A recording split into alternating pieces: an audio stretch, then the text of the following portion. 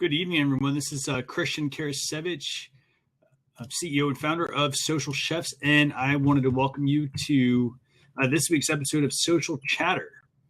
And I'm about to bring my co-host on here in a second, Mr.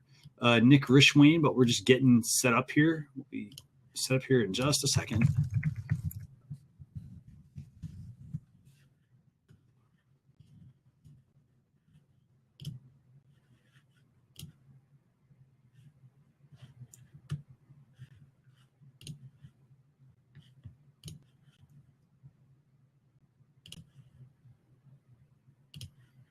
Okay, so we are just about ready to go live here. Let's see.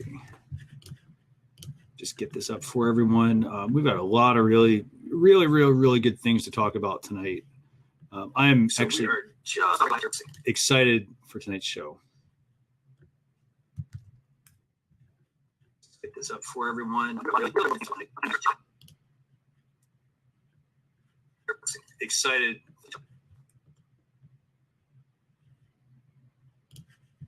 Get this up for everyone.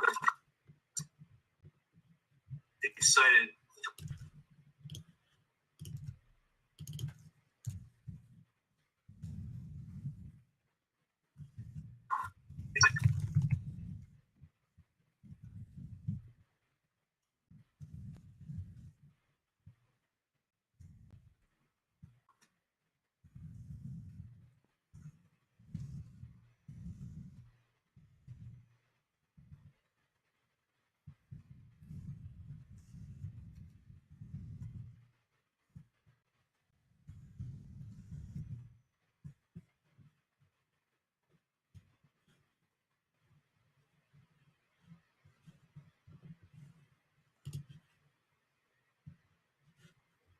Okay, so we're going live here. So let's do it.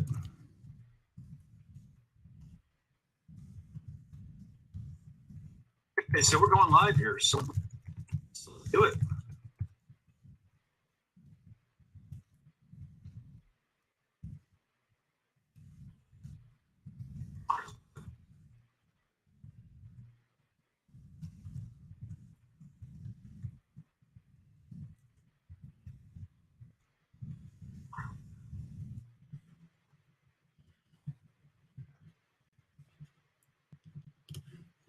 Okay, so we are on Facebook. I've got a really good audience going here, and we're going to bring Nick in.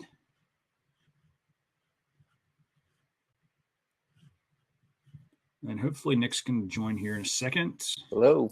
What's going on? How you doing? Good. How are you?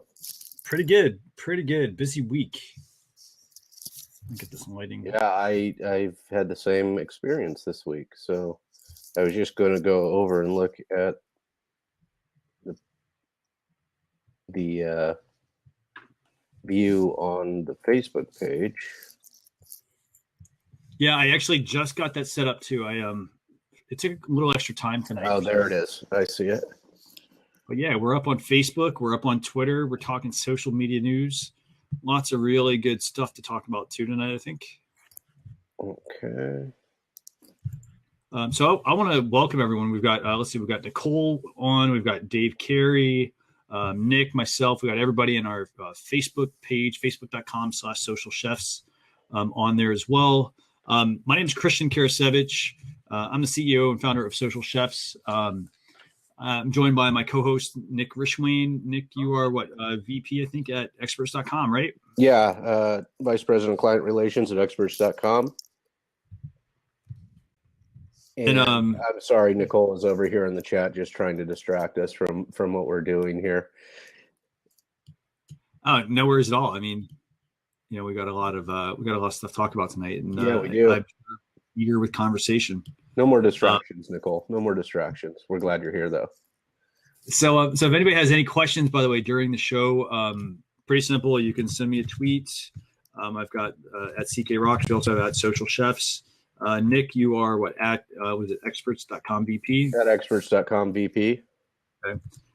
We've also got hashtag Social Chatter, and if you're on Facebook, join us on Facebook or share it with your friends.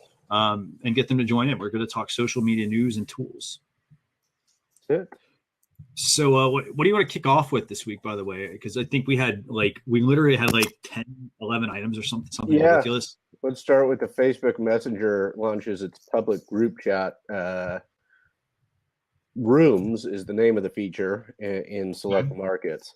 Is this, before I get started, is this what you started yesterday before we went to Slack? Did you start the rooms feature for our little group? Actually, I did not. Okay. What I started yesterday was I think actually started a Facebook. Let's see, was I in? I think I did a group message, Okay. and that was basically what it was. I could have obviously done a better job with that, but I did a group message. Okay. But this new feature is specific to Messenger. It's pretty cool, I think. Did you have a chance? Have you a chance to look at the article, at the content? I did. I just wanted to get some clarification if that was different than what we set up and then went to Slack yesterday, or was that today? It's hard to remember now. Yeah. So Facebook had come up with this previously. It's a standalone app called Rooms, which failed. And what I think Facebook doesn't need anything more of is standalone apps. And so what they have created is this kind of semi-anonymous social networking, which is centered around interests that people might have.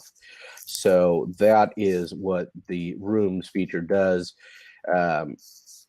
It's open in some markets right now. So if your interest is in Christmas wreaths or something like that, you may, if you make them, a friend of mine makes similar types of items. Maybe she would have an interest in holiday decorations room, at which point she may want to join a messenger group and have a room about that. Yeah, I'm kind of surprised. So I like this feature, but I'm surprised at the fact that a lot of the features Facebook's coming out with, I mean, like, they're kind of confusing in a way. I agree. Because, like, this is part of a previous tool that Facebook had or a previous app called Rooms, but now they're trying to put it into Messenger. And then when you read it, it's like, okay, Facebook Messenger launches its public group chat feature Rooms in select markets. So it's like, well, is this a Facebook Messenger feature? Is it a groups feature? I mean, it's obviously a Messenger feature, but I just think that could be really confusing, I think, to everyone who's reading and learning about this. Yeah, and I agree. And I think there is another story that we'll be covering tonight that will make this a little bit less cumbersome. As I mentioned, I'm tired of their standalone apps. I want it in one place. I don't want to do it in another. And we're coming to something that actually will make these things somewhat easier. So, which I think is good. Yes. So I think that's all we need about Rooms, unless you had something more to add to it. I don't really have much more to add on this. I mean, I would just say that, it's going to be, I think it's going to be, Facebook ran their app. They determined that the Rooms app was not very useful, or sorry, not that it wasn't useful. People just didn't adopt it. But now they're like, hey, let's fold this into Messenger. I think that it can be very useful, I think, to a certain degree. If I'm a business, this has a lot of usefulness to it. When it does get rolled out, because it's going to help me if I'm a business, for instance. I might consider using Messenger to have conversations with certain with my fans and whatnot through Messenger, to be able to reach multiple people at once, because that is one of those things where if I'm on Facebook and I put out a post on a page, it goes out to an audience. Conceivably it goes out, it doesn't go out to your whole number of fans that you have. It goes out, it has potential to reach people. If I go over to a Facebook group, I'm only reaching people that are in a group. And then if I use this feature now, I could actually pull out a subset. So if I get to know my customers and I'm like, hey, let me put together this room on, let's just say it was a room on holiday decorations, kind of using your example. Let's say it was a thing about like, hey, tonight we're going to talk about how to make Thanksgiving holiday decorations, since that's next week. That's where I could see this being very useful for a business. having the ability to then say, hey, let me pull out my best people that I know that are interested in a particular topic, and I don't muddy the waters with the conversation for everyone else. I'm only working, basically one-to-one in a market, basically. So that's right. Okay. Yeah. All right. So our next story for tonight, and you're going to have to tell me what the difference is between this and other ads, because I thought this was already in existence. But Instagram is now allowing the vertical ad format. Starting today, well, let's see, this was almost a week ago that this was posted, but so a week ago, you can create photo and video ads on Instagram in the vertical format, in upload to a 4:5 aspect ratio format on Instagram for photos and videos. So I thought the ads I was seeing already were vertical. Am I wrong in that they were more of the box? So it's really just a change in the aspect ratio. It is just a change in the aspect ratio. Okay. But it's one of those things where, if you read through this, it's actually kind of funny. Instagram's like, hey, you know what? We know that portrait has been available on the platform for people making posts. It's great for consuming on mobile because, portrait, everything is vertical, everything's very narrow on mobile devices. Now what they're doing is they're giving you those vertical ad formats to be able to use. And I know that sounds really silly. Why would they do this just now?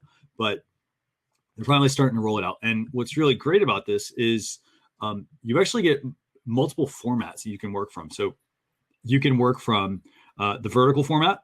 So you can do, a rectangle. You now have a square format as well. So the square is typically what we were accustomed to on Instagram when it started. Right. Okay. And you also get the landscape one as well. Okay. So all right. You now have 3 options to choose from when running Instagram ads. And you can run your Instagram ads from Instagram, but you can also run them from Facebook as well once you connect your Instagram and your Facebook account together. Yeah, Melissa Giambastiani is with us again tonight. She was over on Facebook, and I guess Facebook was pausing a lot. I'm watching it now, and it looks better, but it was paused when I looked over at it. So not sure if that is, not sure why that might be. Are you seeing it on your end at all? I haven't gone over to Facebook only because I didn't want to end up getting, some additional audio coming through. Okay. All right. Not a big deal, but I just, Melissa got her way in here, and it's always better in the native platform in my experience. At least the attendee experience is generally better in my opinion. So because of my relatively limited use of Instagram, although I'm trying to get better at using it and using it more frequently, because I know that you are a user and knowledgeable in it. I was like, what has changed here? What will be the difference? And so the aspect ratio of the ads that they'll be sharing is the main change here. And it's one of those things that it's not a big change, but it's a very useful change, I think, because it gives you a lot of options as a business. You get the option, to try different types of ads, to see what really works the best. I find, for instance, when I'm starting to, publish different types of content, it's good because it's making me think versus, hey, let me just use the same format over and over and over. Right. Every single piece of content you publish, there's always a unique, there's always a specific angle that will work the best for it. Yeah. Yeah. And I don't want to think Nicole can attest to that. I don't want to. I want to make it as easy as possible, but it's just never the case. Yeah. Well, I think you're right. It really, that's what's been tough for me to get used to it. There's a lot of similarities between what I post on Twitter, how I post on Twitter, how I post on Facebook, and it does force the creativity on Instagram. And I think the difficulty with Instagram from the company's perspective is that we don't have a lot of the imagery that might do well on Instagram, or that might that might attract viewers or users. So that's why we have not incorporated it into our social media. So one thing I would actually say, if I'm, and this actually applies, I can actually apply to this because I work in I work for a very large B2B company, and I've done work for B2B, B2C, a lot of digital, a lot of social background. And the thing that I'm noticing, and this is true of pretty much every company I've worked for, every single one of them does practically the same thing. They take their message and they're like, hey, you know what? Let's write this for Facebook, and let's write it for Twitter, and let's write it for like LinkedIn. Right. And in their case, if they do Instagram, great. And nobody really gets into the fact that like, they just take the same image and they just try to fit it everywhere. They try to fit the message the same everywhere. Yeah. But what you could do theoretically is this. Let's use Instagram as an example here, since we're talking about it.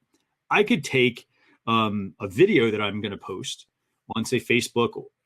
I could take that and create a little small trailer of that goes up on Instagram that doesn't tell everybody everything, but gives them enough to like whet their appetite, to get them interested in it, enough to where they're going to then want to go check out the whole thing. And that's where I can drive them down that funnel to that point.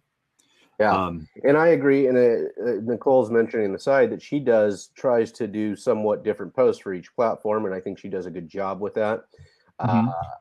I try to do different posts, or at least not the exact same posts on every platform.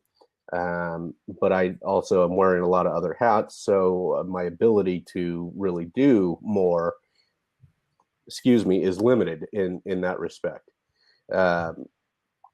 But we have stayed away from Instagram specifically because our imagery, what we do is we promote people, and we have professional pictures of people, and that's not going to be quite very entertaining for users over on Instagram. So, which is why we have not incorporated it into our marketing. So, that's our purpose. That's our reasoning, my reasoning behind it. Although, if I were to get creative, if I had more time to do it, I'd get creative in Canva and maybe make some interesting images that might highlight forensics or litigation, something more than just the scales of justice that I normally see in legal social media. Yeah, and I would even say if you're gonna like, this kind of actually I thought was pretty fascinating. So, for instance, tonight, earlier on Social Chefs, I tweeted out a very short video that I created, just a screen recording of my phone, and I put it up on Instagram. I then shared it from Instagram over to Twitter, and what I found really fascinating was that it picked up my Twitter account, for instance. So, like, I published my message. I made sure it was fairly Twitter and Instagram friendly, and then I tweeted it out. And the video, for instance, is on Instagram, and then on Twitter, the message is there, but it does dump you back into Instagram. I did see that. I did see the video that you did, and I thought that was good. It was pretty creative usage. So, I mean, I would just say this. I mean, I think the other thing is, if I'm a business, a lot of businesses think they have to create a lot of content. And I think part of it is just saying, hey, you know what, let me scale back on how much content I'm doing. Let me plan out my content probably a little bit better. And repurpose. Yeah. Because a lot of people think like, oh, they're like content. And I was actually reading a very fascinating, it was actually, I think, an email. I think it was from it was Chris Brogan or one of his buddies. And they were talking about just the sheer amount of content curation and how much time we're wasting on content curation. Mm-hmm. And it was a ridiculous amount of hours that people were wasting on it. It's like, that's because everybody's just creating more and more content, and you don't have to create more content. Yeah. You have to use what you've already got. Luckily, great deals of the content that we post are content provided by our members. So I'm not spending a lot of time creating that extra content. Mine is more of the sharing it on my end professionally. Yep. Outside of work, I do quite a bit more content creation. Yeah, definitely. And by the way, Nicole makes a great point. She broke out of it and she's just repurposing. And absolutely. For people that say, hey, I don't have the time, it's like, just create some really good pieces of content And and then reuse them. look at you and I talk about this all the time. We look at what's actually working well, Yeah. and then you know what? If we notice that 5 of our articles are contributing to like 60 to 70% of the traffic on our site, we're not creating more content. We're taking that content and just reusing it. Reusing it, yeah. Cutting it up and reusing it as well. You can do that as well. Absolutely. So I'm going to move on to topic 3, unless anybody has any questions on any of this so far. It looks like we have lost Melissa from Huzza, but I know that she is also busy with children. So thank you to our viewers on Facebook and on Huzza. We appreciate it. Yeah, let's get on to the next one. This one is the one I'm excited about, being somebody who experiences app burnout or app exhaustion, app fatigue, however you'd like to say it. Facebook, do you want to say this one? Yeah, Facebook launches a unified inbox for businesses. That's the key right now. Facebook's launching a unified inbox for businesses on Facebook, Messenger, and Instagram. Okay. So they're unveiling a new feature which will make it easier for businesses to stay on top of conversations across those 3 platforms. They're going to have an inbox for those 3 platforms, so that any messages you're getting on those are coming to one funnel, funneling all to one individual inbox for your business page on Facebook, your messenger, any messenger pages your company has, or messenger to your company, and Instagram messages to your company.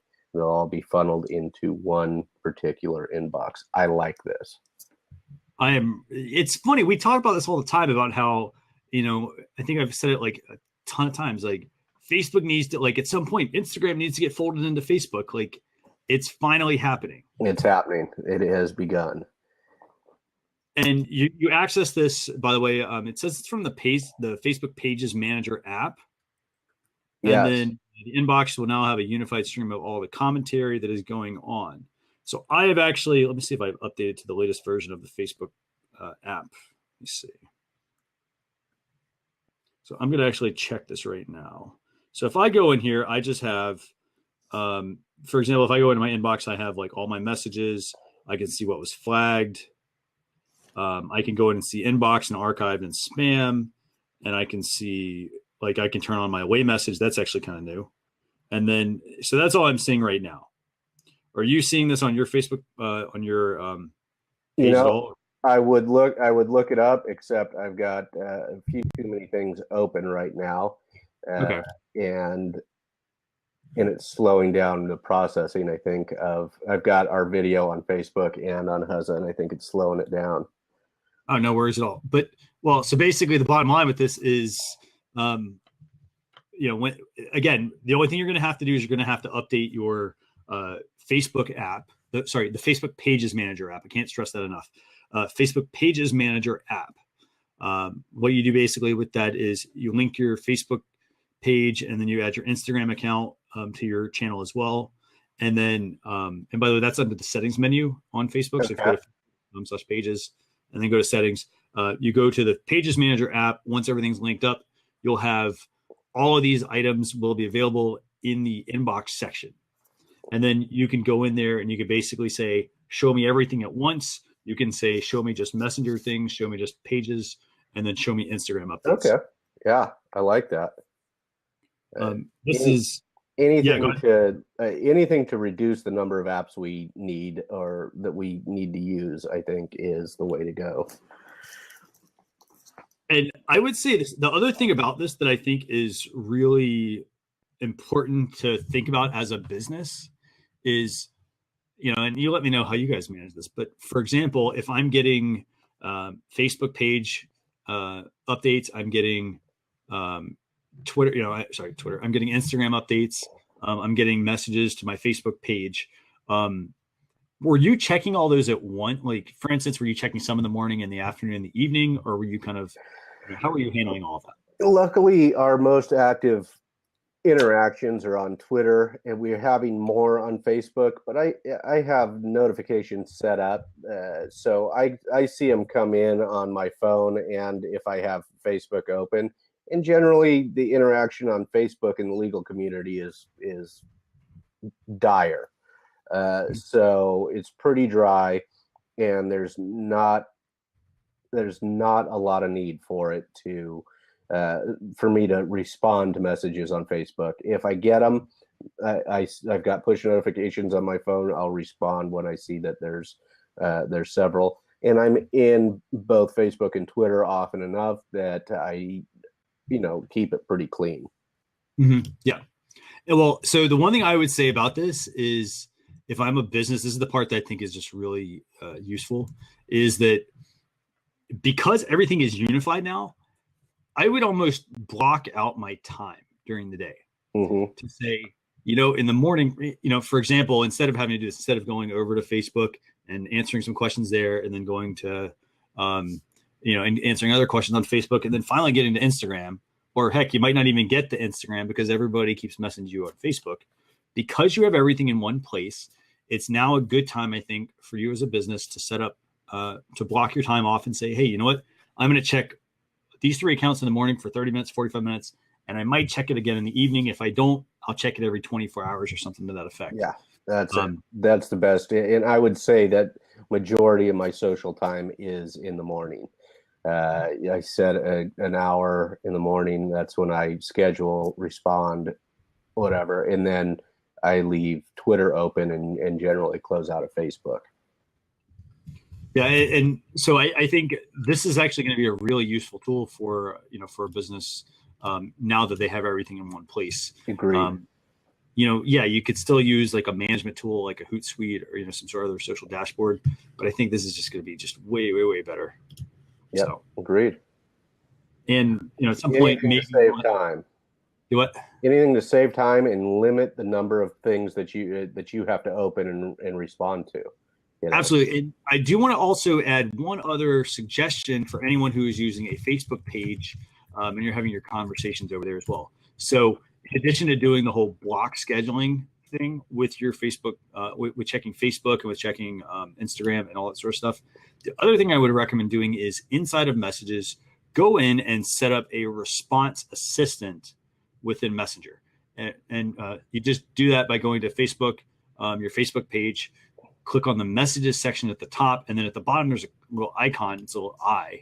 And if you click on it, basically what it does is it lets you set up a response assistant. And a response assistant is essentially a way for, if somebody messages you, they get an auto response from you. Yeah. But for example, that auto response, in my case, it says, hey, I answer questions. Thanks for contacting me. I'll get back to you in 24 to 48 hours. And if I have something that's really important, I might go in there and say, hey, I'm not checking Facebook right now. The best way to get a hold of me is to send a message through my contact form on my website or something. That's right. So I would consider setting up both those things, using block scheduling and then using the Messenger response assistant. That way, you can keep your audience abreast of like the best way to contact you. If you're a business and you have let's say you have a major issue going on, like with a product. For instance, an airline. I always go back to the airline example. Perfect. Yes. You've got a problem with the airlines. Let's say like their computers are down or something. Here's the thing. Don't create more work for the business. Put up, this takes literally 2 seconds to do. Put up a response assistant that says, hey, thanks a lot for, letting us know about, thanks for getting in touch with us. We are aware of the following issue. So please do not send us any tweets and or the primary way to communicate with us is through this particular way. Yep. So I agree. That is wise for any business to do. And very wise if you have a crisis management issue. Definitely. So shall we head over to my favorite, Twitter? Yes, let's talk about this one. Topic number 4 tonight. We have they're called mute words, Twitter mute words. Yeah. And there's actually a couple of links there. One of those is, this first one is actually talking about the whole bullying, abuse thing. Nick, I'll let you take this one, but I'll get the other link for you. Okay. Yeah. So Twitter's trying to come up with ways to cut back on abuse and hateful language and insightful comments and those types of things. So what they did, they'd seen a growing trend of people taking advantage of the openness of Twitter and being abusive to others. So bullying, harassment, those things had risen sharply over the last few years, according to the Twitter blog. So because of that, they had always had this thing where you could mute somebody that you're following or following you, or it's kind of a non-offensive way that you never have to see their information again, never have to listen to, never have to see their tweets, and you don't have to unfollow them. Although if the person's being abusive or harassing you, I'd say unfollow them and block them. But this is kind of an expansion of that. And they're expanding this mute to where people need it the most in their notifications. They're enabling people to mute keywords, phrases, and even entire conversations that they don't want to see any notifications about. So if somebody's using curse words or racial slurs or something like that, if you're following somebody who's apt to use that type of language, you can add these keywords to the mute section and eliminate having to see those come up in your notifications. Absolutely. And I just want to give everybody kind of just some additional insight into this. If you go to your Twitter account, so if I'm on the desktop, I go to Twitter, I click on my profile photo, and I go off to the left. There's a muted accounts section where you can manage all the accounts you've muted. And there's also a muted words section as well. Mm-hmm. And you can put in, for instance, you can add muted word or phrase. They say add muted word or phrase, and it basically will create this long list that you can control. Yep, I think this is a good plan. They're trying to rebrand themselves and advance, and this is one of those things that because Twitter can make or break elections. It can we've seen it actually make elections. We've seen it really do a lot of good, and we've seen it do a lot of bad. And they are trying to show people that they're making progress in rebuilding the company. And I think this is a step in the right direction. Absolutely. The one thing I'm checking here, so I was on the desktop, and it works fantastic on the desktop. The one thing I'm checking, though, is this available on mobile? That's a good question. I haven't checked it yet, and I need to check it for the company as well. This is an interesting side note for the company. From the company perspective, we sometimes will post about a lawsuit or a trial that's going on, and oftentimes these issues can be very sensitive, at least for those involved or who are local to where this trial is taking place. Mm-hmm. And that's when we can get responses from people that are uncomfortable for the company. So I'm going to be looking into this for our brand account, especially to see what we can mute, so that there are hot topics that we'll cover on occasion, such as shaken baby syndrome, which is a hotly contested issue in the legal community and the medical community. And it is very heated on social media. So when that comes up, we sometimes will get lots of tweets back. And I'm like, I am just sharing what is going on, or we're just sharing what's going on. We're not taking a position on this. Others are. So that might be one of those things where I need to institute some of the language barriers and mute buttons, and or mute some of the keywords, so that those who do take positions on that, we don't have to see that showing up in our notifications. And those are people that we also may want to block. Absolutely. And I'm still really looking for this. I mean, this is I'm sort of surprised at the fact that I can't find this on mobile. Let's see. So you have account, you've got timeline, you've got notifications. I mean, here it is actually. Okay. So the way that it works on the desktop is you go to your profile photo, and it's up there at the top, under your profile photo, under settings, under mute. It's mute words, muted account. Sorry, muted words. But on the mobile device, you go to the gear icon on your account, you go to settings, and then you go to notifications, and there's a section called muted words. So Okay. it's a little, it works the same. There's a muted word section. Let me see, but I don't see a muted account section. So like, you can mute accounts. Yes. You have to actually go to that person's It is account actually. to mute it. Actually, so on the mobile device, it's a little different. You go to the settings menu, you go to notifications if you want to get to the mute word section. But then if you want to actually mute people, you have to go to privacy and safety, scroll all the way to the bottom to the safety section. And there's a muted account section there. It's kind of crazy, but that's how you get to it. Who knew? Yeah. So you can also, yes, Nicole, good question. You can also mute people just entirely, and you can block them and unfollow them. Those are good things to do to avoid hate issues as well. Yeah. So basically, okay. So yeah, and can't you just unfollow these people? I mean, you could, I guess, but it. Do you want to explain that one? I guess, Nick. Yeah, so you can unfollow people, but sometimes we've all experienced this on Facebook for sure. Sometimes you're connected with people that you interact with, but they like to put political things out there that you don't want to see. Or it could be somebody from high school who loves to share racist stuff, and you've gone in different directions. These are people you may not want to unfriend for whatever reason, but you can mute them. That's one of the best things that I can say. Or it's the people who post tons and tons of stuff. They followed you, you followed them for business reasons, and then you've decided, you know what, I've never engaged in them, but we're not going to unfollow them. We're going to mute them because they post nonstop.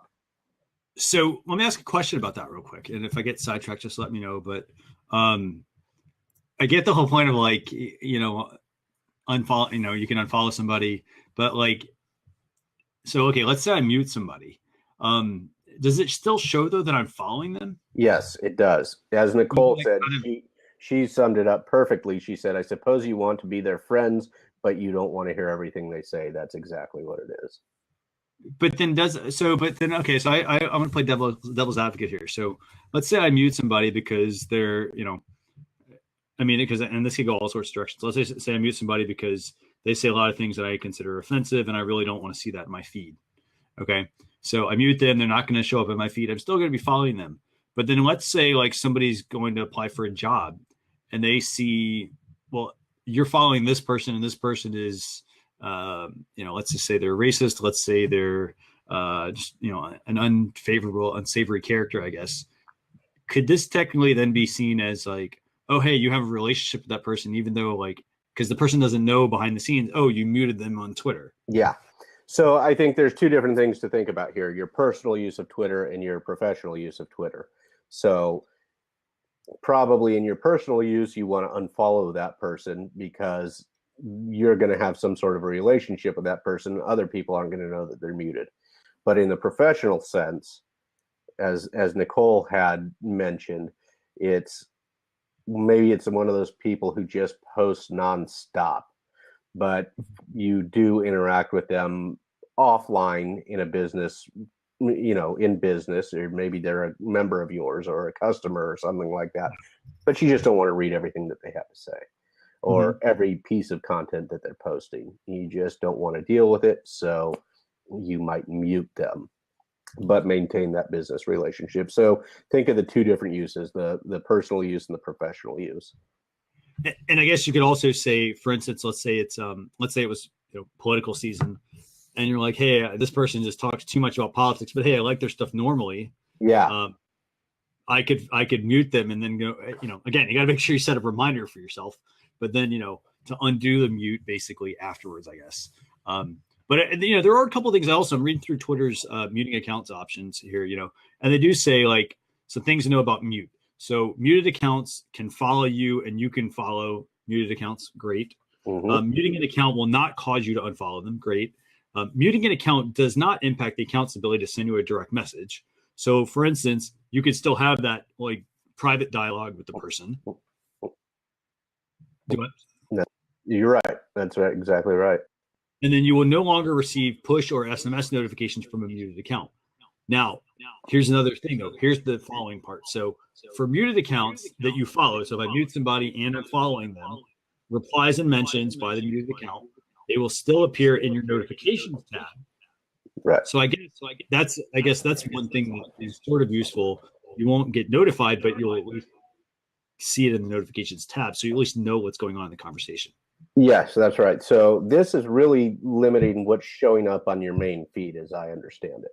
Yeah. The mute really just removes that person from your main kind of fire hose feed. Nicole says we're getting some feedback. Nicole, is it any better now? I think she was hearing an echo, right? Yeah, that's what she was saying. Yeah. So yeah, so let's see. So that's their Twitter's new mute feature. I think it's anything else you want to add about it? No, I think that's it. I think we need to go on to the next one and get on to some tools. Very cool. Okay, so that's number. Let's see. So by the way, topic number topic number 5 basically is the ability to run Facebook ad. And I think that's the right one. The ability to run Facebook ads to promote a Facebook group. And we'll talk about some other stuff real quick after this. But basically, this is something that I spotted the other day on my Facebook group. So I have a Facebook group. It's facebook.com/groups/social chefs. And basically, and you're welcome to go there and join. But basically, what I noticed here was that I can connect my Facebook group to a page, and then I can run Facebook ads to promote my group. And This is pretty powerful, I think, because one of the biggest things with running to try to promote a Facebook group previously was you couldn't do any sort of ads with it. You could put a URL to your group. It would not let you promote it. So this could be, a very useful thing if I'm a business. It could be a good way to, for example, like I'll use your experts.com thing here, Nick. You have a certain type of audience you try to attract, right? So let's say you start to get that. You spend the time building up a really good audience on Facebook in a Facebook group. So now, because you can run ads, you could conceivably run ads, and let's talk about some of the crazy Facebook targeting you. And I don't say crazy, the powerful Facebook targeting you have. You could target people that are in a group that are like, just male, for instance, just female of certain demographics. For example, it could be, hey guys, we're going to be putting this event on in this location. Let me target people that are just in that location in my group. Right. So you got a lot of power, I think, with this feature. I agree. And I think it's a great way if you're really trying to get.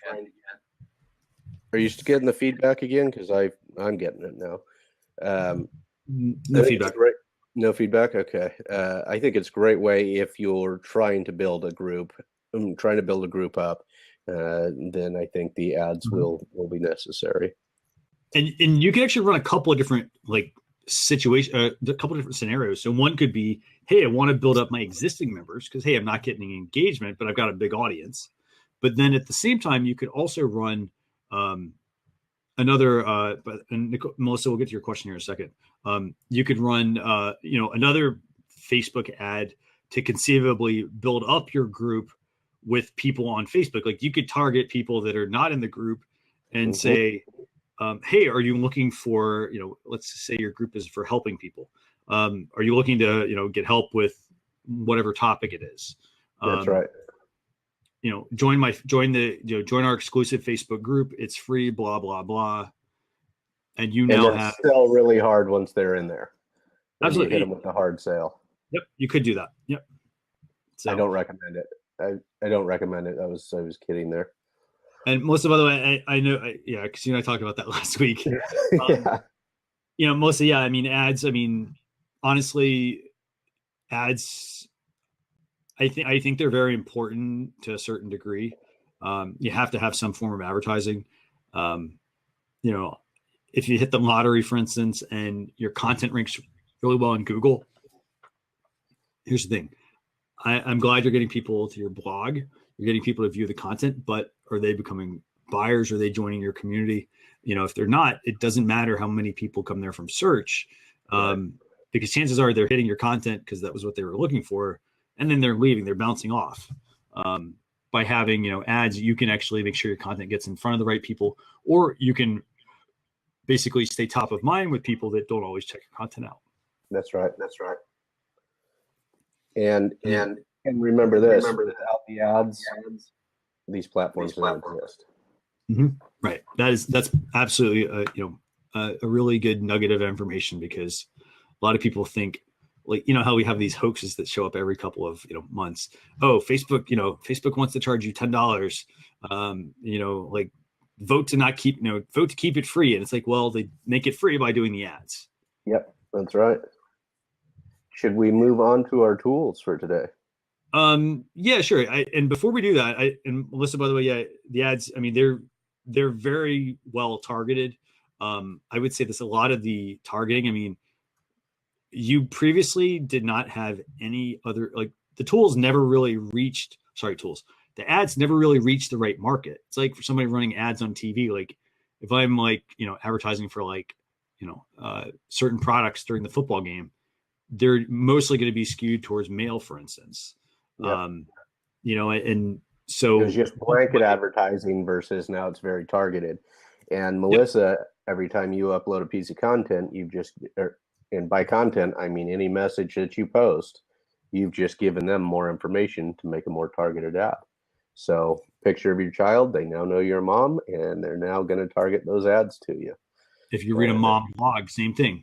You read a mom blog, you're going to start getting targeted with people reading mom blogs. But here's the thing. I would like to see that stuff, because that basically says, hey, like, I know it's weird, it's creepy, all that sort of stuff, but it's awesome because it says, hey, you know what?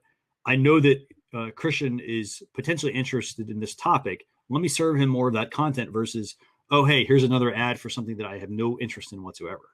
Right. That's right. Here, if Bass Pro Shops and you live in New York, you're probably not getting out to fish very often. You don't need to see the Bass Pro Shop advertisements, but you might need something that is certainly more targeted to you. Absolutely. In the New York area. And just a couple of quick points to everybody before I jump into the tools. So I also have some other topics. We didn't talk about them tonight, but one of those is Facebook got a new shop product tagging feature that's available. If you check out the Facebook page, there's actually some more on that, but that's actually a new feature that that's going to be in a blog post. It'll go out tomorrow. Facebook has some new bots analytics tools. Pinterest has a new Explore feature, which is good for servicing trending pins and native videos. And then Facebook's also overhauled their metrics and added viewability and made some updates. All that stuff's going to be available in a blog post. So I'll get to that in a second.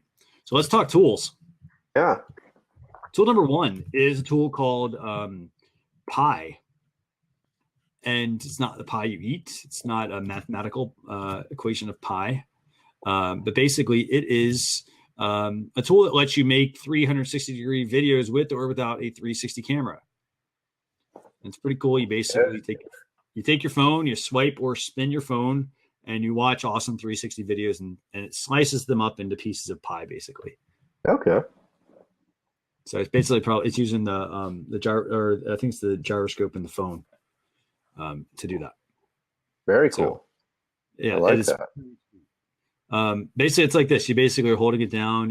You can go around in a circle, and then when you let up, it cuts all the pieces and creates basically a 360 moving GIF. And if we know GIFs, what can you do with GIFs? You can put them up on, you can put them up on Twitter.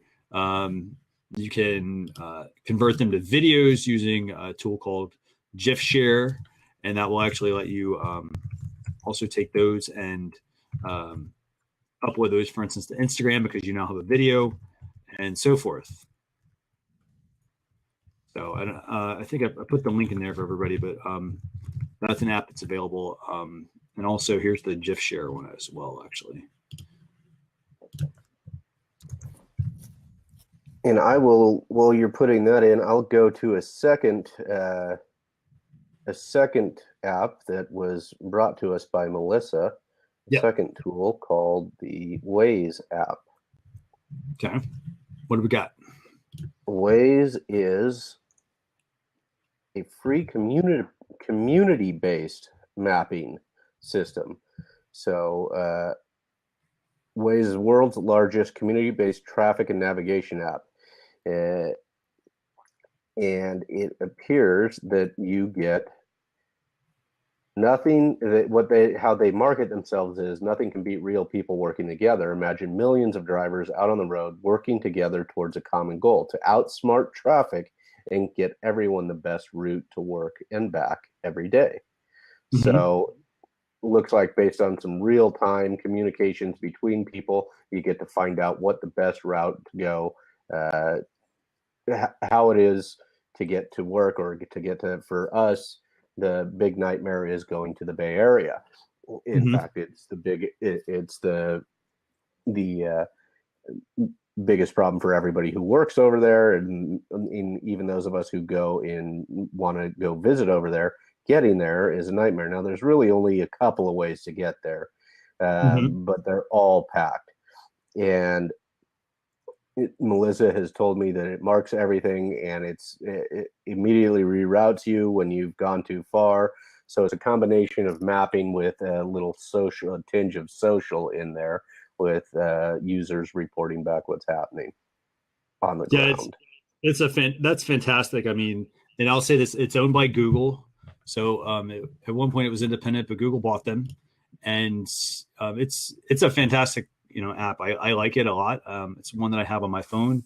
I use that. I use Google Maps, and I use the Apple Maps program, and I kind of bounce back and forth because I've just noticed like battery life between the apps tends to vary. Oh, which one do you notice has the best battery life? I actually want to say I think it's actually the Apple Maps app and Waze. That doesn't surprise me.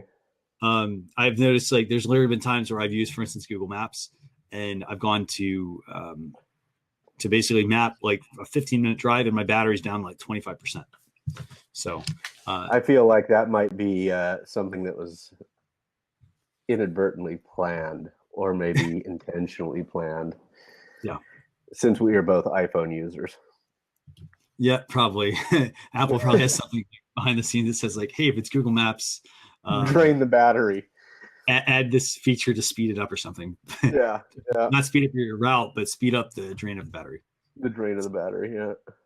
By the way, speaking of Google, I'm going to jump into tool number 2, which is Google Photoscan for iOS and for Android. It's not like we really need another app. By the way, if you want to post these in the Facebook page as well, all the links are there. But Photoscan is pretty awesome because basically it's Google's getting into the habit of they want to make it easier. They want to make it easier for you to scan your photos, and these are basically your physical photos. Mm-hmm. And what it basically does is you hold the app up, it'll scan your photo, and then what they do basically is they remove the glare. Mm-hmm. So if how many of you remember having photos that had like a glossy picture, glossy sheen over the front of it? So it does that. Now, what else it does is it also automatically crop, enhance, and rotate your photos. So that way you can get rid of, you got any Polaroids, for instance, you can get rid of those little white Polaroid borders. Oh man, you went old school with the Polaroid. I forgot about those. The reason I mentioned Polaroid actually is because a company this weekend came out with a Polaroid camera. They digitized the Polaroid camera. Oh, really? So, I'll actually see if I can find that, but I'll finish talking about this first. Yeah, go ahead. So they basically scan the item, the photos for you. They then basically automatically crop, enhance, and rotate it. And then they obviously want you to use Google Photos, so they put it in Google Photos. But it is pretty sweet because you get this really nice collage. You get all of your favorite like childhood photos there, backed up in their own digital glory, and then available for you overall, like wherever you're at. So really cool in that sense. So that's tool 2. What do you personally, I use other apps for like I've used other apps for scanning, but I like the fact that this is actually cool because it digitize. Here's the thing: most of the times you scan other things, you end up with like documents and a whole mess of other stuff, right? This is just for photos. So, Okay. in my opinion, I think this is a fantastic backup. Do you use the old school scanner printer type thing, or do you use an app for your photos? So I actually have. So if I'm doing photos, actually at the moment, I usually will do like a scanner, only because I can blow it up to a certain DPI. Like I can take 300 DPI photo or scan of a photo, so they have a high quality version to back up. Right. But at the same time, I do a lot of. I also will sometimes use it to scan like papers. So I might use my scanner and I scan it into Evernote, but I also use some of the apps sometimes, like they scan business cards, that sort of stuff. So yeah. Excellent. So let's wrap up with our last tool. So the last tool is let me find this one. This was preview for Instagram. And you probably have noticed we've talked a lot about Instagram the last few times, just because Instagram is getting huge. I mean, yeah, they are. But I'm not sure what happened. Nicole's comment, I guess, is twice there. Is that an inadvertent copy paste, or is it something else? I don't see anything twice. Maybe it's on. Huh. That's weird. It's literally right below. Okay. Well, no big deal. Okay. So let me get the app for you. So the app is, let me see if that works. Oh, for some reason that link doesn't work. Oh, for some reason it's www.edi. So just take out the EDI. So it's www.socialchefs.com/go/preview. Here, I'll just put the link in here again. There you go. Okay, so that should work for everybody. That basically is going to take you to the preview app. What this is, pretty straightforward. It's an all-in-one Instagram tool. Okay. You can do your campaign planning. You can do your design. So you can arrange your images, create some really cool-looking things, add filters to images. You can do theming. So, for example, you can do filters within a photo editor. So you have like different themes that you can apply. You also have reposting. So you don't need, for instance, multiple apps. You don't need a reposting app. You also can do captioning as well as hashtags, but also scheduling. And this is a free app. It's a freemium app, meaning it's free plus there are other upgrades you can do on it. Lots of different packages, but it's like ranges between free and $5. So not a whole lot. But what's really cool about this is that you basically get all of this functionality built into built into this app. So you don't have to like do a lot of your Instagram management from, using some of the more pricier tools. Like some of the tools out there can be really expensive for accounts, like $30, $40 a month. So to me, this is, we talked about like consolidation of apps instead of, for instance, repost and having schedulegram and a bunch of the other ones that are available. This one will help take a lot of that guesswork out. So yeah, that's good. And anything that allows for scheduling, I'm all for, especially multi-app scheduling. Now this is for Instagram specific, but if you are big on Instagram as a business and that's what if that's where your community is, then that's where you need to spend your time. And this sounds like a great tool for that. And and going back to your whole point about scheduling, I mean, it's fantastic to use scheduling tools. I mean, for the times that you're not going to be available, those types of things. But you do have to keep that in perspective and say, hey, I'm not going to schedule everything, but schedule. You don't have to live your life on the computer connected to your mobile device. Right. You need to be available, but you also need to know, hey, I have to have some free time. So yeah. And you can never forget to do actual native engagement. It's important to actually engage with people, not just if your whole plan is to schedule and forget, then it's not a very effective social media strategy. No, absolutely. And it's tough convincing people not to do that because a lot of people think, oh, it's easy. It saves me so much time. I'm the only person that runs my business. I have to figure out, where do I cut corners? One of those places you do not cut corners is scheduling your content. Yeah. You don't make scheduling your strategy. It's not the thing. It's not a strategy. Scheduling is part of your strategy. It cannot be your strategy. Absolutely. A lot of people think, hey, I can schedule everything, and hey, I'm a social media marketer now because I can schedule the content ahead of time. It takes, and you could probably attest this, by the way. You could probably attest to this. A lot of, you probably build a lot of your audience by participating on, tweet chats and Facebook Live videos and stuff, right? Correct. Yep. Yeah. That's where your audience is built. That's where you build your community, and that's where you need to spend your time, is actually in participation, not in scheduling. Thanks, Nicole. Thanks, Melissa. Yeah, thanks a lot for joining, everyone. And there's a couple of quick notes for people that want to mention. There's a blog post that'll go out. If you want to get the blog post, you can just go to socialchefs.com/subscribe. That'll get you basically that blog post. And then the other thing we also have is next week's show, I think, right, Nick? Let me get next week's show. Yeah, next week's show. We're on the same. I think we're on at the same time, right? Let's see. Yeah, next week, 9 o'clock. Yep, we're at 9 o'clock. Before the Thanksgiving holiday. Oh wait, no, that's right. We're a day earlier next week, right? Or 2 days earlier? No, I think next week's the next week. Yeah, actually, you're right. Yeah, next week we're actually on a Tuesday. On the 20th. So and we're only moving it because hey, it's Thanksgiving. We know that on the 24th. People are going to be celebrating it with your families. That's right. Families, you're volunteering. You're taking a nap. You're watching football. You're, planning your Black Friday shopping, whatever it is. Hopefully, it's giving thanks. And I want to say, I'm thankful, and I'll do this again next week. But I'm thankful for everybody that joins us every night. Absolutely. And I'm thankful, Nick, for you co-hosting with me as well. You guys really make this enjoyable. So yeah, thank you. Great, thank you very much. All right, guys, I'm going to go get something to eat. As Nicole mentioned, all this cooking from the Social Chefs has made her hungry. So. I'll see you later. Have a great night, everyone. Yeah, have a good one. Thanks. Thanks. Bye.